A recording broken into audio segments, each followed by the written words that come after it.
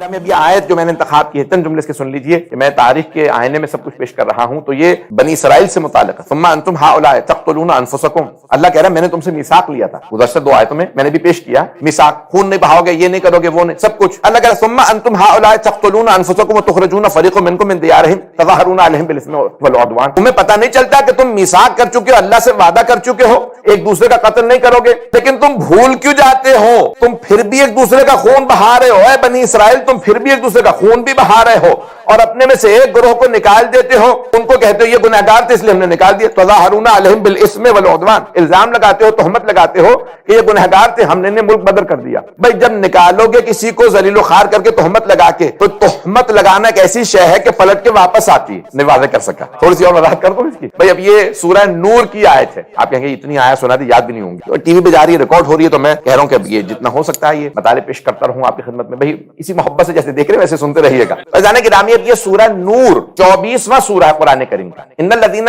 یحبون ان تشیع الفاحشۃ فی الذین آمنوا لہم عذاب علیم فی الدنیا والآخرہ، وہ جو مؤمنوں کے اندر عیب تراشی کرتے ہیں، فحاشی کی نسبتیں دیتے ہیں، ان کے لیے دنیا اور آخرت میں عذاب ہے۔ بھئی نہیں پہنچا سکتے۔ گناہ تین طرح کے ہیں، کچھ گناہ ایسے ہیں جن کا عذاب صرف آخرت میں، جیسے شرک، اللہ مشرک کا رزق نہیں روکتا، اللہ کے منکر ہے پھر بھی اللہ کہتا ہے نہیں کھانے پینے دو، پتہ نہیں لوگ ہیں یا نہیں۔ کہیں پہ آپ نے دیکھا کہ کوئی مشرک ہو اسے کھانا نہ مل رہا ہو، کھاتا پیتا رہتا ہے، اسے رزق ملتا رہتا ہے، نہ اللہ اس سے مکان چھینتا ہے، نہ اللہ لباس چھینتا ہے، اللہ کہتا ہے کوئی بات نہیں، دنیا میں جتنا انجوائے کرنا چاہتے ہیں کر لیں، آخرت میں ایک ہی دفعہ عذاب دوں گا۔ کچھ گناہوں کا عذاب صرف آخرت میں، کچھ ایسے گناہ ہیں جن کا عذاب صرف دنیا میں۔ مومنین کے لیے بعض اوقات ہم ایک دوسرے سے ظلم زیادتی کرتے ہیں، یہیں پہ اللہ سختی دے دیتا ہے، سزا دے دیتا ہے تاکہ آخرت میں مومن کو عذاب نہ ہو۔ بہت سے لوگ کہتے ہیں بڑی بیماری کاٹ کے گئے، دنیا میں انہوں نے اپنی برزخ کاٹ لی، کچھ یہاں پہ نہیں کاٹتے تو برزخ میں کاٹتے ہیں، توجہ ہو، تاکہ وہ کاٹ کوٹ لیں پاک ہو جائیں، تو بھی توبہ کر لو بجائے کہ پھر کچھ نہیں کاٹنا پڑے گا۔ تو انسان بعض کا سختیاں دیکھتا ہے، پریشان نہ ہوئیے، میری باتوں سے پریشان میں دیکھ رہا ہوں کہ لوگ ہو رہے ہیں۔ فیضان گرامی کچھ گناہ ایسے جن کے عذاب صرف آخرت میں، کچھ گناہ ایسے جن کا عذاب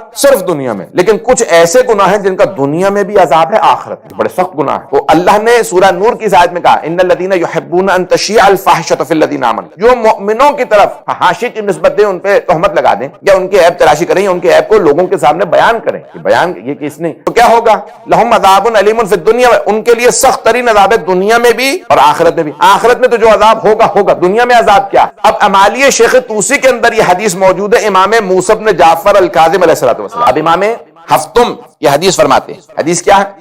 من عیر مؤمنا بمعصیۃ لم یمت حتی یرتکب، جو کسی مؤمن کی طرف عیب کی نسبت دے دے، عیب جوئی کرے، تہمت بھی لگائی یا اس کو بیان کر دے، وہ تب تک نہیں مرتا جب تک کہ خود اس گناہ کا مرتکب نہ ہو جائے۔ یہ ہے دنیا کا عذاب، یہ عذاب نہیں تو اور کیا، سخت حدیث ہے، کیا کروں۔ فیضان گرامی یہ ایسے الفاظ ہر جگہ موجود ہیں، تو اب عذاب اللہ کا مختلف شکلوں میں آتا ہے۔ ایک صاحب کہنے لگے ارے میں نے خدا کو ماننا چھوڑ دیا، نماز چھوڑ دی، والدین کی خدمت چھوڑ دی، روزے چھوڑ دیے، سب کچھ چھوڑ چھاڑ دیا، کچھ بھی نہیں ہوا۔ تو کسی نے لکھا بھئی اس سے بڑا تیرے پہ عذاب اور کیا ہوگا، تو سارے عقائد سے ساری عبادتوں سے محروم ہو گیا، اس سے بڑا تو عذاب کیا چاہ رہا ہے اللہ کا۔ پتہ نہیں لوگ ہیں یا نہیں۔ یہ مختلف عذاب کی مختلف شکلیں ہوتی ہیں کہ بعض اوقات میں ایک حدیث ہے، بڑی سخت حدیث ہے، البتہ پتہ نہیں پروردگار گناہوں کو معاف کر کے، اب یہ عجیب و غریب حدیث، امیر المومنین سے کسی نے پوچھا، یہ ظاہراً سفینۃ البحار میں عباس قمی نے تحریر فرمائی ہے، کہ مولا جس آدمی کی زبان قابو میں نہ ہو، جس کو چاہے نشتر مار دے، جس کی چاہے غیبت کر دے، تہمت لگا دے، برائیاں کرے، جھوٹ بول دے، تو کیا اس کی سزا؟ مولانا کا آخرت میں تو